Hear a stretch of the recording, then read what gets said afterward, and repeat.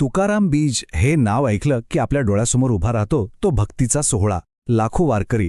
पण या श्रद्धेच्या पलीकडे ना एक गूढ आहे, एक असं रहस्य जे आपल्याला संत तुकारामांचं खरं सामर्थ्य काय होतं हे दाखवून देतं. चला तर मग आज आपण तेच रहस्य उलगडून बघूया. तर मग नेमकं प्रश्न हाच आहे की तुकाराम बीजचं खरं रहस्य काय आहे. हे जी आपण ऐकतो ही फक्त एक कथा आहे की यामागे काहीतरी खूप खोल, काहीतरी आध्यात्मिक सत्य लपलेलं आहे. याच प्रश्नाच्या उत्तराच्या शोधात आपण आज निघालो आहोत. आता थेट त्या रहस्याकडे जाण्यापूर्वी एक गोष्ट समजून घेणं खूप गरजेचं आहे. हे सगळं ज्यांच्या भोवती घडलं म्हणजे आपले संत तुकाराम महाराज, त्यांना आणि त्यांच्या विचारांना आधी थोडंसं जाणून घेऊया. तर संत तुकाराम महाराज म्हणजे 17व्या शतकातले देहूचे एक महान संत, वारकरी संप्रदायाचे ते एक आधारस्तंभ होते. म्हणजे काय तर विठ्ठलाच्या भक्तीसाठी जी पायी वारी निघते त्या परंपरेचे.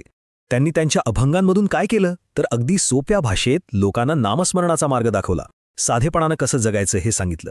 सगळ्यात महत्त्वाचं म्हणजे समतेचा विचार दिला आणि त्या काळातल्या अंधश्रद्धेवर, कर्मकांडांवर जोरदार प्रहार केला. त्यांचं अख्खं आयुष्य, त्यांचं सगळं काम फक्त आणि फक्त पांडुरंग या एका नामासाठी समर्पित होतं. आणि हीच त्यांची खरी ओळख आहे. चला आता येऊया त्या मुख्य घटनेकडे, तो दिवस ज्याला आपण तुकाराम बीज म्हणतो. वारकरी परंपरेमध्ये या दिवसाचं महत्त्व इतकं का आहे? कारण श्रद्धा अशी आहे की याच दिवशी तुकाराम महाराज नुसतेच गेले नाहीत, तर शरीरासह म्हणजे सदेह वैकुंठाला गेले. आणि हे सगळं कुठे घडलं असं मानलं जातं? तर देहूमध्ये इंद्रायणी नदीच्या काठावर. जरा डोळ्यासमोर आणा ते चित्र. शांत वाहणारी इंद्रायणी नदी आणि तिच्या काठावर जमलेला तो हजारो भक्तांचा समुदाय. कसं असेल ते वातावरण, नाही का? तर त्या दिवशी म्हणजे फाल्गुन वद्य द्वितीयेला नेहमीप्रमाणे तुकाराम महाराजांचं कीर्तन रंगलं होतं. हजारो लोक त्यांच्या अभंगांमध्ये अक्षरशः हरवून गेले होते. सगळीकडे फक्त भक्ती, भक्ती आणि भक्तीच होती. आणि मग त्याच क्षणी असं सांगितलं जातं की आकाशातून एक दिव्य विमान खाली उतरलं आणि त्यात बसून तुकाराम महाराज थेट वैकुंठाला निघून गेले. ही जी घटना आहे ना, ती त्यांच्या भक्तीच्या प्रचंड ताकदीचं प्रतीक मानली जाते. ठीक आहे, तर ही झाली श्रद्धेची बाजू, जी आजही लाखो लोक पूर्ण मनापासून मानतात.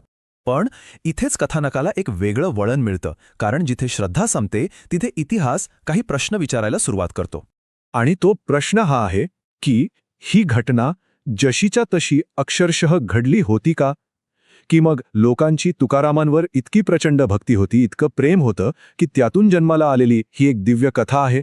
इथे ना दोन बाजू अगदी स्पष्टपणे समोर येतात. एकीकडे आहे वारकरी परंपरेची ठाम श्रद्धा की महाराज सदेह वैकुंठाला गेले, विषय संपला. आणि दुसरीकडे आहेत इतिहासकार जे म्हणतात की त्यांच्या देहाचा शेवट कसा झाला याची कोणतीही ठोस ऐतिहासिक नोंद मिळत नाही. आणि त्या काळातल्या नोंदी ठेवण्याच्या पद्धती बघता हे गूढ आणखीनच वाढतं. पण एक मिनिटात थांबा. कदाचित हा वाद काय घडलं यावर आहेच नाहीये. खरा प्रश्न आहे त्याचा अर्थ काय.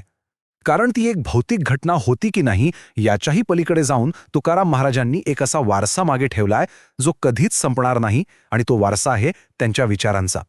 आणि इथेच या सगळ्याचं सार आहे. खरं रहस्य त्या घटनेत नाहीये. रहस्य आहे तुकाराम महाराजांच्या त्या निस्सीम भक्तीमध्ये. त्यांची भक्ती, त्यांचं कार्य, त्यांचं आयुष्य इतकं मोठं, इतकं श्रेष्ठ होतं की लोकांनी त्यांच्या जाण्याला सुद्धा एक दैवी, एक दिव्य रूप दिलं. हीच त्यांची आध्यात्मिक शक्ती, हेच खरं रहस्य आहे. मग या सगळ्या गोष्टीतून आजच्या काळात शिकण्यासारखं काय आहे? तुकाराम बीज आपल्याला काही गोष्टींची आठवण करून देते. 1. कितीही संकट आली तरी श्रद्धा कशी टेकवायची. 2. समाजात समानता किती महत्वाची आहे. आणि 3. खरी भक्ती ही देखावा करण्याची गोष्ट नाही, ती आतून, मनापासून यायला हवी. आणि शेवटी एकच गोष्ट लक्षात ठेवायची, देह तर जाणारच, तो आज आहे, उद्या नाही. पण विचार अमर राहतात. आज संत तुकारामांचं शरीर आपल्यात नाही, पण त्यांचे अभंग, त्यांची शिकवण, त्यांचे विचार हे सगळं आजही लाखो लोकांना जगण्याची प्रेरणा देतंय. आणि त्यांचं खरं अमरत्व हे यातच आहे. म्हणून तुकाराम बीज हे फक्त देहाच्या जाण्याचं स्मरण नाही, ते आहे विचारांच्या अमरत्वाचं प्रतीक, एक शाश्वत सोहळा.